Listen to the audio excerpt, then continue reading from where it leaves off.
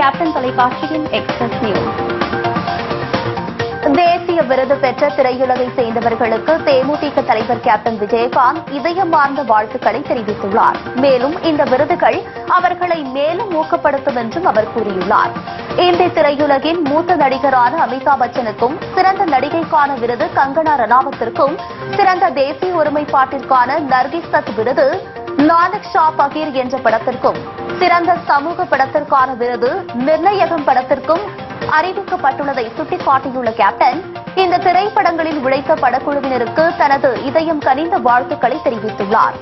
மேலும் விளையாட்டுத் துறையைச் சேர்ந்த இந்திய பேட்மிண்டன் வீராங்கனை சாய்னா நேவாலுக்கு பத்ம பூஷன் விருதும், வில்வித்தை வீராங்கனை தீபிகா குமாரிக்கு பத்மஸ்ரீ விருதையும் வழங்க இருப்பதை அறிந்து தான் மகிழ்ச்சி அடைவதாக கூறியுள்ளார்.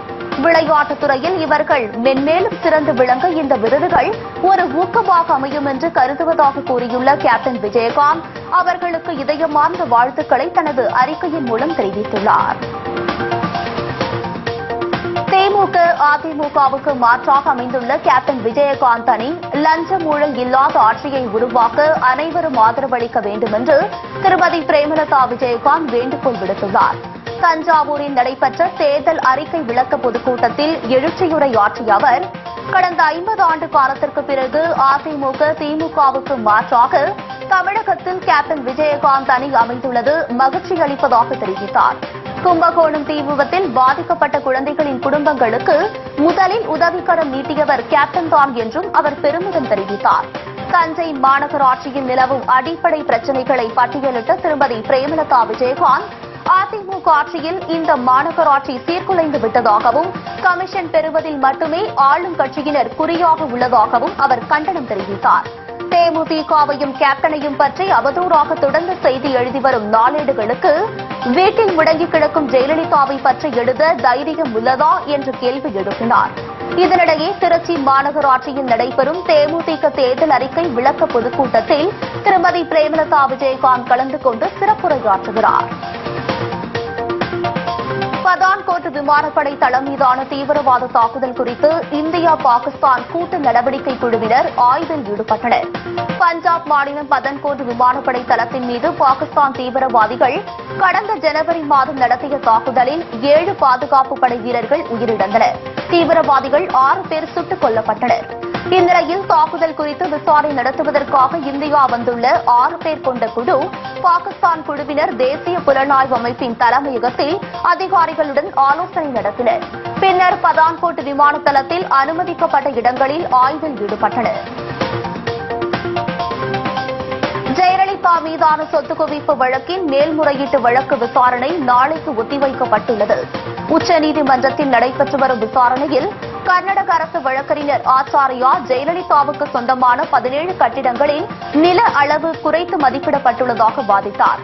இதையடுத்து கர்நாடக அரசு தனது பிழைகளை அட்டவணையாக தாக்கல் செய்ய வேண்டும் என்று கூறி வழக்கின் விசாரணையை நாளைக்கு ஒத்திவைத்து நீதிபதிகள் உத்தரவிட்டனர். உடுமலைப்பேட்டையில் இளைஞர் சங்கர் ஆணவ படுகொலை செய்யப்பட்ட வழக்கில் சரணடைந்த மாமியார் அன்னலட்சுமியை 15 நாள் நீதிமன்ற காவலில் வைக்க குற்றவியல் நீதிமன்ற நீதிபதி சுந்தரி உத்தரவிட்டார்.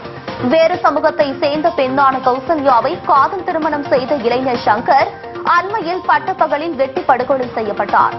அவரது மனைவி கௌசல்யாவும் சாதிவரி கும்பரின் தாக்குதலுக்கு ஆளாகி படுகாயமடைந்தார். கொலை வழக்கில் தொடர்புடைய சங்கரின் மாமனார் திண்டுக்கல் நீதிமன்றத்தில் சரணடைந்தார். இதையடுத்து இந்த கொலையில் தொடர்புடைய கௌசல்யாவின் தாய், மாமா உள்ளிட்ட 5 பேரை காவல்துறையினர் கைது செய்தனர். படுகாயத்துடன் கோவை மருத்துவமனையில் சிகிச்சை பெற்று வந்த கௌசல்யா கொலை தொடர்பாக பல்லடம் நீதிமன்றத்தில் வாக்குமூலம் அளித்ததுடன் குற்றவாளிகளை நேரில் அடையாளம் காட்டினார். அதிமுக அரசு பொருளாதாரம் உள்பட அனைத்து துறைகளிலும் தோல்வியடைந்து விட்டது என்று இந்திய கம்யூனிஸ்ட் கட்சியின் எம்பி டி ராஜா குற்றம் சாட்டியுள்ளார். மாநில உரிமைகளை மீட்க அதிமுக அரசு கண்டுகொள்ளவே இல்லை என்றும் அவர் புகார் தெரிவித்தார். அதிமுக திமுகவுக்கு மாற்றாக அமைந்துள்ள தேமுதிக மக்கள் நல கூட்டணி மக்களிடத்தில் அமோக ஆதரவை பெற்று வருவதாகவும் அவர் கூறியுள்ளார். வரும் சட்டமன்ற தேர்தலில் கேப்டன் விஜயகாந்த் அணி மாபெரும் வெற்றி பெற்று ஆட்சியை கைப்பற்றும் என்று மக்கள் நல கூட்டணி தலைவர்கள் உறுதியுடன் தெரிவித்துள்ளனர். நெல்லை மாவட்டம் பாளையங்கோட்டையில் கேப்டன் விஜயகாந்த் அணியின் தேர்தல் பிரச்சார பொதுக்கூட்டம் பிரம்மாண்டமாக நடைபெற்றது. இதில் மக்கள் நல கூட்டணி தலைவர்கள் வைகோ, தொல் திருமாவளவன், ராமகிருஷ்ணன், முத்தரசன் மற்றும் தேமுதிக சார்பில் கொள்கை பரப்பு செயலாளர் வி சி சந்திரகுமார் எம்எல்ஏ உள்ளிட்டோர் கலந்து கொண்டு எழுச்சி உரையாற்றினர். பாளையங்கோட்டையில் நடைபெற்ற பொதுக்கூட்டத்தில் பேசிய இந்திய கம்யூனிஸ்ட் கட்சியின் மாநில செயலாளர் முத்தரசன், தேமுதிக மக்கள் நல கூட்டணியினை தொடர்ந்து விமர்சித்து வரும் தமிழக கட்சிகளுக்கு கடும் கண்டனம் தெரிவித்தார். தொடர்ந்து பேசிய தேமுதிக சட்டமன்ற உறுப்பினர் சந்திரகுமார், நடைபெறவுள்ள 2016 சட்டப்பேரவை தேர்தலில் மக்களின் மகத்தான ஆதரவுடன் தேமுதிக மக்கள் நல கூட்டணி ஆட்சியை பிடிக்கும் என்று நம்பிக்கை தெரிவித்தார். முன்னதாக விடுதலை சிறுத்தை கட்சிக்கு ஒதுக்கப்பட்டுள்ள மோதிரம் சின்னம் மக்கள் மத்தியில் சென்றடையும் வகையில் திருமாவளவனுக்கு மோதிரம் ஒன்றை மக்கள் நல கூட்டணி தலைவர்கள் அணிவித்து அறிமுகம் செய்து வைத்தனர். சிறுதாவூர் பங்களாவுக்கு கண்டெய்னர் லாரிகளில் கொண்டு செல்லப்பட்ட பல கோடி ரூபாய் பணம் பாதாள அறையில் பதுக்கி வைக்கப்பட்டுள்ளதாக மதிமுக பொதுச் செயலாளர் வைகோ பகிரங்கமாக குற்றம் சாட்டியுள்ளார். இந்த பணத்தை தேர்தல் ஆணையம் உடனடியாக பறிமுதல் செய்ய வேண்டும் என்றும் அவர் வலியுறுத்தியுள்ளார். பாளையங்கோட்டையில் நடைபெற்ற தேமுதிக மக்கள் நல கூட்டணி பிரச்சார கூட்டத்தில் பேசியபோது அவர் இதனை தெரிவித்தார். தேமுதிக மக்கள் நல கூட்டணி ஆட்சி அமைந்தால் தமிழகம் அமைதி பூங்காவாக மாறும் என்று மக்கள் நல கூட்டணி தலைவரின் ஒருவரான ஜி ராமகிருஷ்ணன் உறுதியுடன் கூறியுள்ளார். நெல்லை பிரச்சார கூட்டத்தில் பேசிய அவர், அதிமுக ஆட்சியில் சட்டம் ஒழுங்கு சீர்குலைந்து விட்டதாக குற்றம் சாட்டினார். அதிமுக ஆட்சிக்கு வந்தால் சட்டம் ஒழுங்கு சரி செய்யப்படும் என்று கூறிய ஜெயலலிதா, தமிழகத்தில் நடைபெறும் கொலை கொள்ளை நிகழ்வுகளை தடுத்து நிறுத்திவிட்டாரா என்று அவர் சரமாரியாக கேள்வி எழுப்பினார். தமிழகத்தில் தவிர்க்க இயலாத தலைவராக மக்களின் நம்பிக்கையை பெற்று தேமுதிக தலைவர் கேப்டன் விஜயகாந்த் எதிர்க்கட்சித் தலைவராக உள்ளதாக தொல் திருமாவளவன் தெரிவித்துள்ளார். மக்களின் செல்வாக்கையும் புகழையும் பெற்று கேப்டன் நிமிர்ந்து நிற்பதாக பெருமிதம் தெரிவித்த அவர், அதிமுக திமுகவுக்கு மாற்றாக ஆற்றல் கொண்ட ஒரே தலைவர் கேப்டன் விஜயகாந்த் தான் என்று திருமாவளவன் அப்போது தெரிவித்தார். எகிப்து நாட்டில் பயணிகள் விமானம் தீவிரவாதிகளால் கடத்தப்பட்டுள்ள நிகழ்வு பெரும் பதற்றத்தை ஏற்படுத்தியுள்ளது. எகிப்து நாட்டின் அலெக்சாண்டரியாவில் கெய்ரோ நோக்கி பயணிகள் விமானம் ஒன்று சென்று கொண்டிருந்தது. திடீரென அந்த விமானம் சைப்ரஸ் நாட்டிற்கு சென்று அங்கு தரையிறங்கியது. விமானத்தை தீவிரவாதிகள் கடத்தியிருப்பதும் அதில் வெடிகுண்டுகள் இருப்பதும் தெரியவந்துள்ளது. எகிப்து ஏர்வேஸ் நிறுவனத்திற்கு சொந்தமான அந்த விமானத்தில் 80 பேர் பயணித்துள்ளனர். இதனிடையே விமானத்தை கடத்திய நபர் கைது செய்யப்பட்டார். நிலம் வாங்கி தருவதாக கூறி அதிமுக பிரமுகர்கள் 55 லட்சம் ரூபாய் மோசடி செய்த வழக்கில் காவல் ஆணையர் பதிலளிக்க சென்னை உயர்நீதிமன்றம் உத்தரவிட்டுள்ளது. குன்றத்தூர் அதிமுக நகர செயலாளர் அலெக்சாண்டர் மற்றும் அதிமுக இளைஞர் அணி செயலாளர் பாபு ஆகியோர் இடம் வாங்கி தருவதாக கூறி 51 பேரிடம் 55 லட்சம் ரூபாய் மோசடி செய்துள்ளனர். இது தொடர்பாக சிதம்பரம் என்பவர் சென்னை உயர்நீதிமன்றத்தில் வழக்கு தொடர்ந்தார். வழக்கை விசாரித்த நீதிபதி மாலா ஏப்ரல் 25ஆம் தேதிக்குள் காவல்துறை ஆணையர் பதிலளிக்க உத்தரவிட்டார். நாமக்கல்லில் 3 கோடி ரூபாய் மதிப்பிலான தங்க நகைகளை பறிமுதல் செய்த தேர்தல் அதிகாரிகள் அதற்கு உரிய ஆவணம் இருந்ததால் நகைகளை திரும்ப ஒப்படைத்தனர். முதலைப்பட்டி என்ற இடத்தில் வாகன தணிக்கையில் ஈடுபட்டிருந்த அதிகாரிகள் அவ்வழியாக வந்த 2 மினி வேனில் சுமார் 3 கோடி ரூபாய் மதிப்பிலான 16 கிலோ தங்க நகைகள் இருப்பதை கண்டுபிடித்து அதனை பறிமுதல் செய்தனர். பின்னர் நாமக்கல் கோட்டாட்சியர் கண்ணன் நேரில் பார்வையிட்டு அதனை ஆய்வு செய்தார். அப்போது நகைகளுக்கு உரிய ஆவணங்கள் காண்பித்ததால் அந்த 2 வாகனங்களை அதிகாரிகள் விடுவித்தனர். உத்தரகாண்ட் மாநிலத்தில் குடியரசுத் தலைவர் ஆட்சி பிரகடனப்படுத்தியதற்கு இடைக்கால தடை விதித்து அம்மாநில உயர்நீதிமன்றம் உத்தரவிட்டுள்ளது. உத்தரகாண்டில் ஹரிஷ் ராவத் தலைமையிலான காங்கிரஸ் அரசுக்கு எதிராக 9 சட்டமன்ற உறுப்பினர்கள் போர்க்கொடி உயர்த்தியதால் உத்தரகாண்டில் குடியரசுத் தலைவர் ஆட்சி பிரகடனப்படுத்தப்பட்டது. ஆனால் காங்கிரஸ் கட்சிக்கு பெரும்பான்மை இருப்பதாக தொடரப்பட்ட வழக்கை அடுத்து மார்ச் 31ஆம் தேதி பெரும்பான்மை வழக்கை நிரூபிக்க ஹரிஷ் ராவத்திற்கு நீதிமன்றம் உத்தரவிட்டுள்ளது. மத்திய மாநில அரசுகளை கண்டித்து தமிழ்நாடு லாரி உரிமையாளர்கள் சங்கம் சார்பில் சென்னை சேப்பாக்கத்தில் கண்டன ஆர்ப்பாட்டம் நடைபெற்றது. ஏப்ரல் 1ஆம் தேதி முதல் லாரி மற்றும் வேன்களில் வேக கட்டுப்பாடு கருவி பொருத்த வேண்டும் என்று உத்தரவை திரும்பப் பெற வேண்டும், லாரியில் அதிக பாரம் ஏற்றிச் செல்வதை தடுக்க வேண்டும், லாரி தொழிலில் உள்ள பிரச்சினைகளை தீர்க்க உயர்மட்ட குழு அமைக்க வேண்டும் என்பன உள்ளிட்ட பல்வேறு கோரிக்கைகள் அப்போது வலியுறுத்தப்பட்டன. நொய்யல் ஆற்றில் உள்ள ஆக்கிரமிப்புகளை அகற்றக் கோரி தொடரப்பட்ட வழக்கில் தமிழக அரசு 4 வாரத்திற்குள் விரிவான பதிலளிக்க சென்னை உயர்நீதிமன்றம் உத்தரவிட்டுள்ளது. கோவையை சேர்ந்த கதிர்மதியோன் தொடர்ந்த வழக்கில் நொய்யல் ஆற்றில் ஆக்கிரமிப்பு காரணமாக கோவை, ஈரோடு, திருப்பூர் ஆகிய 3 மாவட்டங்களில் உள்ள 21 குளங்களுக்கு தண்ணீர் வரத்து தடைப்பட்டுள்ளது என்றும் உடனடியாக ஆக்கிரமிப்புகளை அகற்ற உத்தரவிட வேண்டும் என்றும் தனது மனுவில் குறிப்பிட்டிருந்தார். சென்னை தேனாம்பேட்டையில் கட்சியின் தலைமை அலுவலகத்தில் தமிழ் மாநில காங்கிரஸ் கட்சிக்கு ஒதுக்கப்பட்டுள்ள தென்னந்தோப்பு சின்னத்தை அக்கட்சியின் தலைவர் ஜி.கே. வாசன் அறிமுகம் செய்து வைத்தார். தென்னை மர சின்னத்தில் மூவர்ண கொடி இடம்பெறாது என்றும் மூப்பனார், காமராஜர் புகைப்படங்கள் இடம்பெறும் என்றும் அவர் கூறினார். மேலும் விவசாயிகளின் எண்ணங்களை பிரதிபலித்து வரும் தங்களுக்கு தென்னந்தோப்பு சின்னம் கிடைத்தது மகிழ்ச்சி அளிப்பதாகவும் அப்போது அவர் தெரிவித்தார். ஜெயலலிதாவை தொடர்பு கொள்ள முடியவில்லை என மத்திய மின்துறை அமைச்சர் பியூஷ் கோயல் தெரிவித்த கருத்து உண்மையே என்று மத்திய அமைச்சர் பிரகாஷ் ஜவடேகர் தெரிவித்துள்ளார். டெல்லியில் செய்தியாளர்களை சந்தித்தபோது அவர் இதனை தெரிவித்தார். புதிய மின்திட்டங்களை நிறைவேற்ற பல்வேறு மாநிலங்களை அணுகிய பியூஷ் கோயல் தமிழக முதலமைச்சர் ஜெயலலிதாவை சந்திக்க முடியவில்லை என்று கூறியது முற்றிலும் சரியான கருத்தே என்றார்.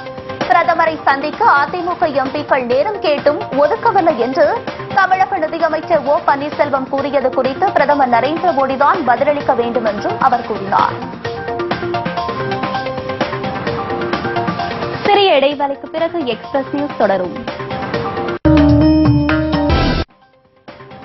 எக்ஸ்பிரஸ் நியூஸ் தொடர்கின்றது.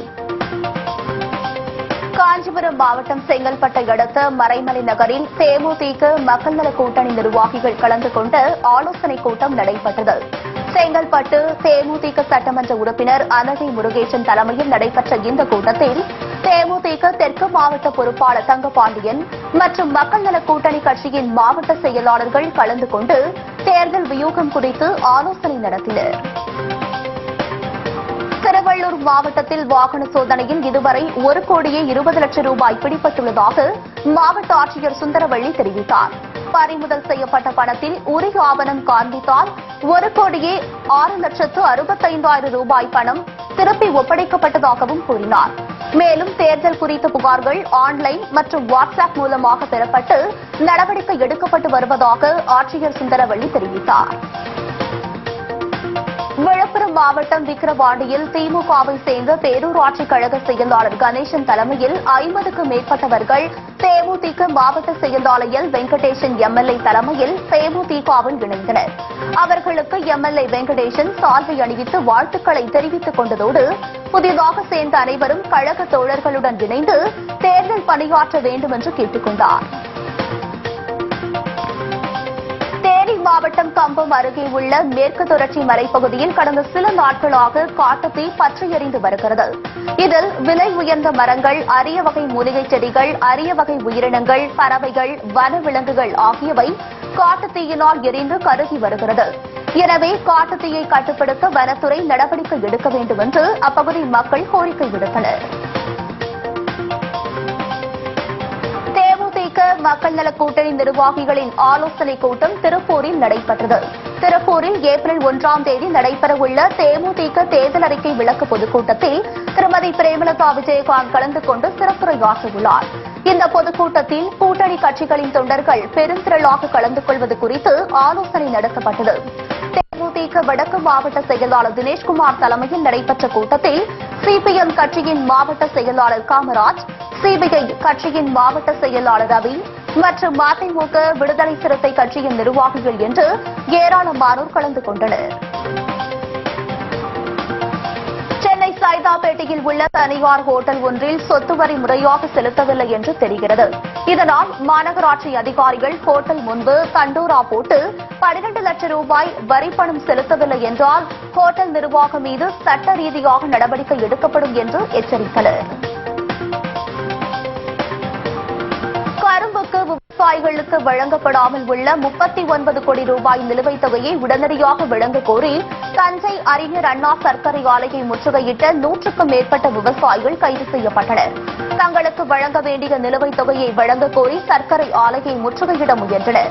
ஆனால் போலீசார் அவர்களை தடுத்து நிறுத்தியதால் அரசுக்கு எதிராக விவசாயிகள் முழக்கமிட்டனர். குன்னூர் வெலிங்டன் எம்ஆர்சி ராணுவ முகாமில் பயிற்சி முடித்த 293 ராணுவ வீரர்கள் எல்லை பாதுகாப்பு பணிக்கு அனுப்பி வைக்கப்பட்டனர். குன்னூர் ராணுவப்படை பிரிவு தளபதி லெப்டினன்ட் ஜெனரல் நரசிம்மன் ராணுவ அணிவகுப்பு மரியாதையை ஏற்றுக்கொண்டு பயிற்சி முடித்த வீரர்களுக்கு பதக்கம் வழங்கினார். இந்த பயிற்சி பெற்ற வீரர்கள் சியாச்சின், கார்கில் ஆகிய பகுதியில் பணியமர்த்த உள்ளனர். இந்நிகழ்ச்சியில் உயரதிகாரிகள், ராணுவ வீரர்களின் உறவினர்கள் என்று ஏராளமானோர் கலந்து கொண்டனர். நாகை மாவட்டம் மயிலாடுதுறையில் 108 ஆம்புலன்ஸ் சேவைக்கான மருத்துவ உதவியாளர் மற்றும் வாகன ஓட்டுநர்களுக்கான வேலைவாய்ப்பு முகாம் நடைபெற்றது. இந்த முகாமில் நாகை, தஞ்சை, திருவாரூர் உள்ளிட்ட பல்வேறு மாவட்டங்களைச் சேர்ந்த 100க்கும் மேற்பட்டோர் கலந்து கொண்டனர். இதில் தகுதியுள்ள அனைவருக்கும் பணி வழங்கப்படும் என்றும் தேர்வு செய்யப்படும் நபர்கள் தமிழகத்தின் பல்வேறு பகுதிகளில் பணியமர்த்தப்படுவார்கள் என்றும் மண்டல மேலாளர் பிரசாத் தெரிவித்துள்ளார். மதுரை மாவட்டம் வாடிப்பட்டி அருகே உள்ள வயல்வெளியில் 6 அடி நீளமுள்ள மலைப்பாம்பு இருப்பதைக் கண்டு அதிர்ச்சியடைந்த கிராம மக்கள் வனத்துறைக்கு தகவல் தெரிவித்தனர். இதையடுத்து சம்பவ இடத்திற்கு வந்த வனத்துறை நீண்ட நேர போராட்டத்திற்கு பிறகு அந்த மலைப்பாம்பை பிடித்து சாக்கு பைக்குள் அடைத்தனர். பின்னர் பாதுகாப்பாக எடுத்து சென்று சோழவந்தான் வனச்சரகத்திற்கு உட்பட்ட சிறுமலை வனப்பகுதிக்குள் மலைப்பாம்பை ஒப்படைத்தனர். வேளச்சேரியில் இஸ்லாமிய சமுதாயத்திற்கு சொந்தமான இடத்தை ஆக்கிரமிப்பு செய்ய முயற்சிக்கும் நபர்கள் மீது புகார் கொடுத்தும் காவல்துறை நடவடிக்கை எடுக்கவில்லை என்று பாதிக்கப்பட்டவர்கள் குற்றம் சாட்டியுள்ளனர். சென்னை வேளச்சேரி சீதாவதி நகரில் ஆயிஷா என்பவருக்கு சொந்தமான 90 சென்ட் காலி மனையை கடந்த 2014ஆம் ஆண்டு போலியான பத்திரம் தயார் செய்து தனியார் ஒருவர் அபகரிக்க முயற்சிப்பதாக அவர் குற்றம் சாட்டியுள்ளார். இந்தியாவிலேயே வாக்காளர்களுக்கு பணம் தரும் முறை தமிழகத்தில் மட்டும்தான் உள்ளதாக முன்னாள் தலைமை தேர்தல் ஆணையர் கோபால்சாமி தெரிவித்துள்ளார். திருச்சி ஸ்ரீரங்கத்தில் தனியார் கல்லூரியில் நடைபெற்ற நிகழ்ச்சி ஒன்றில் பங்கேற்ற அவர் பணப்பரிமாற்றத்தை தடுப்பதற்கு ஒரே வழி பணம் வாங்குபவர்கள் வாங்க மாட்டோம் என்றும் பணம் கொடுக்கும் அரசியல்வாதிகள் ஓட்டுக்கு பணம் கொடுக்க மாட்டோம் என்று உறுதியெடுத்தால் மட்டுமே இது சாத்தியமாகும் என்று தெரிவித்தார். 100% வாக்குப்பதிவை வலியுறுத்தும் வகையில் மதுரை மாவட்டத்தில் பேரணி மற்றும் மணல் சிற்ப கண்காட்சி நடைபெற்றது. வாடிப்பட்டியில் தொடங்கிய கல்லூரி மாணவர்களின் பேரணியை ஆட்சியர் வீரராகவராவ் தொடங்கி வைத்தார். மேலும் தாதம்பட்டி மந்தையில் அமைந்திருந்த தேர்தல் விழிப்புணர்வு மணல் சிற்ப கண்காட்சியையும் அவர் பார்வையிட்டார். இக்கண்காட்சியில் வாக்கு விற்பனைக்கல்ல 100% வாக்களிப்போம் உள்ளிட்ட சிறப்பம்சங்கள் இடம்பெற்றிருந்தன. கன்னியாகுமரி நீலகேசி அம்மன் கோவிலில் நடைபெற்ற கழுகு எழுந்தருள் நிகழ்ச்சியில் தமிழகம் மற்றும் கேரளாவை சேர்ந்த ஆயிரக்கணக்கான பக்தர்கள் கலந்து கொண்டனர். கன்னியாகுமரி மாவட்டம் இட்டகவேலியில் அமைந்துள்ள ஸ்ரீ நீலகேசி அம்மன் கோவில் சுமார் 400 ஆண்டுகள் பழமையானது. இக்கோவிலில் நடைபெற்ற திருவிழாவின் ஒரு பகுதியாக மாமியார் கொடுமைக்கு முற்றுப்புள்ளி வைக்கும் நிகழ்வாக கமுக எழுந்தருள் நிகழ்ச்சி நடைபெற்றது. வேலூர் மாவட்டம் அரக்கோணம் அருகே விவசாயி வீட்டின் பூட்டை உடைத்து 17 சவரன் நகைகள் கொள்ளையடிக்கப்பட்ட சம்பவம் பரபரப்பை ஏற்படுத்தியுள்ளது. பழனிப்பேட்டையில் வசித்து வரும் விவசாயி டில்லி பாபு தனது குடும்பத்தினருடன் உறவினர் வீட்டிற்கு சென்றுள்ளார். அப்போது வீட்டிற்குள் புகுந்த கொள்ளையர்கள் பீரோவில் இருந்த 17 சவரன் நகைகளை கொள்ளையடித்து சென்றுள்ளனர். சிவகங்கை அருகே ஊராட்சி மன்ற தலைவர் லட்சுமியின் வீட்டில் முகமூடி அணிந்த மர்ம நபர்கள் கத்தியை காட்டி மிரட்டி நகைகளை கொள்ளையடித்துள்ளனர். அப்போது அவர்களை பிடிக்க முயன்ற லட்சுமியின் கணவரை கொள்ளையர்கள் தாக்கியதுடன் கார் சாவியை பறித்துக் கொண்டு அதில் தப்பி சென்றுள்ளனர். இந்த இருவேறு கொள்ளை சம்பவங்கள் குறித்து வழக்கு பதிவு செய்துள்ள போலீசார் மர்ம கும்பலை தீவிரமாக தேடி வருகின்றனர். ஓமலூர் அருகே மின்கம்பத்தில் பழுது பார்க்கும் பணியில் ஈடுபட்டிருந்த ஊழியர் ஒருவர் மின்சாரம் தாக்கி பரிதாபமாக உயிரிழந்த சம்பவம் பெரும் சோகத்தை ஏற்படுத்தியுள்ளது. மின்கம்பத்தில் பணியில் இருந்தபோது மற்றொரு ஊழியர் ஒருவர் மின் மாற்றியை ஆன் செய்ததால் மின்சாரம் தாக்கி அந்த நபர் பரிதாபமாக உயிரிழந்தார். உயிரிழந்தவரின் குடும்பத்திற்கு தமிழக அரசு சார்பில் இதுவரை நஷ்ட ஈடு எதுவும் வழங்கவில்லை. மேலும் அரசு அதிகாரிகளும் தங்களை சந்தித்து ஆறுதல் கூறவில்லை என்று உயிரிழந்தவரின் குடும்பத்தினர் வருத்தம் தெரிவித்துள்ளனர். திண்டுக்கல்லில் ஏற்பட்டுள்ள சுகாதார சீர்கேடு காரணமாக வைரஸ் காய்ச்சல் நோய் பரவி வருவதால் பொதுமக்கள் பீதியடைந்துள்ளனர். திண்டுக்கல் மாநகராட்சிக்கு உட்பட்ட டிஏவி நகர் பகுதியில் பல நாட்களாக குப்பை மற்றும் சாக்கடை கழிவுகள் அகற்றப்படாமலேயே உள்ளது. மேலும் 15 நாட்களுக்கு ஒருமுறை விநியோகிக்கப்படும் குடிநீரும் மஞ்சள் நிறத்தில் வருவதால் அப்பகுதியில் சுகாதார சீர்கேடு ஏற்பட்டுள்ளது. இதனால் வைரஸ் காய்ச்சல் நோய் ஏற்பட்டு ஏராளமானோர் பாதிக்கப்பட்டுள்ளதாக பொதுமக்கள் புகார் தெரிவித்துள்ளனர். திருச்சி மாவட்டம் மணச்சநல்லூர் அருகே சிறுகனூரில் உள்ள தனியார் பொறியியல் கல்லூரியில் ரயில்வே தேர்வாணையம் மூலம் railway station master, goods card உள்ளிட்ட வேலைகளுக்கு ஆன்லைன் மூலம் 300க்கும் மேற்பட்டோர் தேர்வு எழுதினர். ஆனால் ஆன்லைன் தேர்வு எழுதிய 30 நிமிடத்திலேயே நெட் பழுதானது. இதனால் தேர்வினை முழுமையாக எழுதாததால் வேறு ஒரு நாளில் தேர்வு எழுத அனுமதிக்க வலியுறுத்தி பாதிக்கப்பட்ட 300க்கும் மேற்பட்ட மாணவர்கள் தேர்வு வளாகத்திலேயே ஆர்ப்பாட்டத்தில் ஈடுபட்டனர். 100% வாக்குப்பதிவை வலியுறுத்தி தமிழகத்தின் பல்வேறு பகுதிகளிலும் கையெழுத்து இயக்கம் மற்றும் கலை நிகழ்ச்சிகள் நடத்தப்பட்டு வருகிறது. நாமக்கல் மாவட்டத்தில் 18 வயது நிரம்பியவர்களை வாக்காளர் பட்டியலில் சேர்த்தல், 100% வாக்குப்பதிவு உள்ளிட்டவற்றை வலியுறுத்தி கையெழுத்து இயக்கம் நடைபெற்றது. நாமக்கல் பேருந்து நிலையத்தில் ஆட்சித்தலைவர் தட்சிணாமூர்த்தி கையெழுத்து இயக்கத்தை தொடங்கி வைத்தார். விருதுநகர் தேசப்பந்து மைதானத்தில் 100% வாக்குப்பதிவை வலியுறுத்தும் வகையில் கலை நிகழ்ச்சிகள் நடைபெற்றன. இதில் தமிழர்களின் பாரம்பரிய கலைகளான தப்பாட்டம், கரகாட்டம், ஒயிலாட்டம், சிலம்பாட்டம் உள்ளிட்ட பல்வேறு கலை நிகழ்ச்சிகள் நடைபெற்றன. அன்பளிப்பாக பணமாகவோ பொருளாகவோ கொடுத்தல் அல்லது ஏற்றுக்கொள்ளுதல் இந்திய தண்டனை சட்டம் 171B பிரிவின்படி ஓராண்டு காலம் தண்டனைக்கு உரியது என்பதை வலியுறுத்தும் வகையிலான வாசகங்கள் அடங்கிய துண்டு பிரசுரங்கள் அப்போது வழங்கப்பட்டன. சிறிய இடைவெளிக்கு பிறகு எக்ஸ்பிரஸ் நியூஸ் தொடரும். நம்ம வீட்டில் வாட்ஸ்அப்பில் இருந்து தரைவழி தொலைபேசிகளுக்கு பேசும் வசதி விரைவில் அறிமுகப்படுத்தப்படும் என்று எதிர்பார்க்கப்படுகிறது. பேஸ்புக், ட்விட்டர் சமூக வலைதளங்களுக்கு நிகராக செல்போன் வாடிக்கையாளர்களிடம் வாட்ஸ்அப் பெரும் வரவேற்பை பெற்றிருக்கிறது. SMS, போட்டோ, வீடியோக்கள் போன்றவற்றை கண்ணிமைக்கும் நேரத்தில் அனுப்ப உதவும் தகவல் தொழில்நுட்ப புரட்சி சாதகமாக கருதப்படும் வாட்ஸ்அப்பை பயன்படுத்துவோரின் எண்ணிக்கை 100 கோடியாக உயர்ந்துள்ளதாக வாட்ஸ்அப் நிறுவனம் அண்மையில் தெரிவித்திருந்தது. தமிழ் திரைப்பட இசையுலகில் மிக பிரபலமாக இருக்கும் பாடகி பி. சுசீலா கின்னஸ் புத்தகத்தில் இடம்பெற்றுள்ளார். 1960ஆம் ஆண்டு தனது இசை பயணத்தை தொடங்கி 2016 வரை அனைத்து மொழிகளிலும் கிட்டத்தட்ட 17,965 பாடல்களை பாடியதற்காக கின்னஸ் புத்தகத்தில் இடம்பெற்றுள்ளார். இதற்கான சான்றை கின்னஸ் அமைப்பு நேற்று சுசீலாவுக்கு வழங்கி கௌரவித்தது. இவர் இதுவரை 6 முறை தேசிய விருது வாங்கியதும் குறிப்பிடத்தக்கது. சினிமாவில் பல வகையில் சாதித்தாலும் அவர்கள் சிலரின் குடும்ப நிலை மிகவும் மோசமாகத்தான் இருக்கிறது. அதற்கு உதாரணம் எடிட்டர் கிஷோரின் குடும்பம். வெற்றிமாறன் இயக்கிய ஆடுகளம் படத்திற்காகவும் தற்போது விசாரணை படத்திற்காகவும் சிறந்த எடிட்டர் என்று தேசிய விருது பெற்றுள்ளார். இவரின் மறைவுக்கு பின் இவரது குடும்பம் பெரும் கஷ்டத்தில் உள்ளதாம். திரைத்துறையினர் தங்களை மறந்துவிட்டதாக கவலை தெரிவிக்கின்றனர் கிஷோரின் குடும்பத்தினர். தொல்லைக்காட்சி திரைப்படத்தின் பாடல் பதிவு அண்மையில் நடைபெற்றது. தரன் இசையில் எல்ஆர் ஈஸ்வரி குத்துப்பாடல் ஒன்றை பாடினார். நா. முத்துக்குமாரின் வரிகளில் இவர் பாடுவது இதுவே முதல் முறை. இந்த பாடல் குறித்து அவர் நினைவு கூறும்போது, இந்த பாடலில் இருக்கும் வரிகளும் இசையும் அருமையாக இருக்கிறது என்றும், மீண்டும் ஒரு கலாசலா பாடலை போல இந்த பாடல் வெற்றி பெறும் என்றும் அவர் வாழ்த்தினார். கயலாலய நிறுவனம் சார்பாக பாலசெந்தில் ராஜா இந்த படத்தை தயாரிக்க சாதிக் கான் இயக்கத்தில் அஸ்வின், ஜனனி ஐயர், ஆதவன், சுப்பு, பஞ்சு மற்றும் பலர் நடிக்கிறார்கள். காக்கா முட்டை படத்தின் மூலம் ஒட்டுமொத்த தமிழ் ரசிகர்களையும் கவர்ந்தெழுத்தவர் ஐஸ்வர்யா. வளர்ந்து வரும் போதே 2 குழந்தைகளுக்கு அம்மாவாகவும் குப்பத்து பெண்ணாகவும் நடித்து கலக்கியவர். இவர் சமீபத்தில் ஒரு பேட்டியில் தமிழகத்தில் தமிழ் பேசும் நடிகைகளுக்கு வாய்ப்பை தருவதில்லை என்று கூறினார். இதன் மூலம் ஒரு சில முன்னணி நடிகைகளை இவர் நேரடியாகவே தாக்கியுள்ளார் என்று கிசுகிசுக்கப்படுகிறது. இத்துடன் எக்ஸ்பிரஸ் நியூஸ் நிறைவடைகிறது. மீண்டும் செய்திகள் இரவு 8 மணிக்கு. உண்மை செய்திகளை உள்ளபடி உடனுக்குடன் தெரிந்து கொள்ள நமது கேப்டன் நியூஸ் தொலைக்காட்சியை பாருங்கள். வணக்கம்.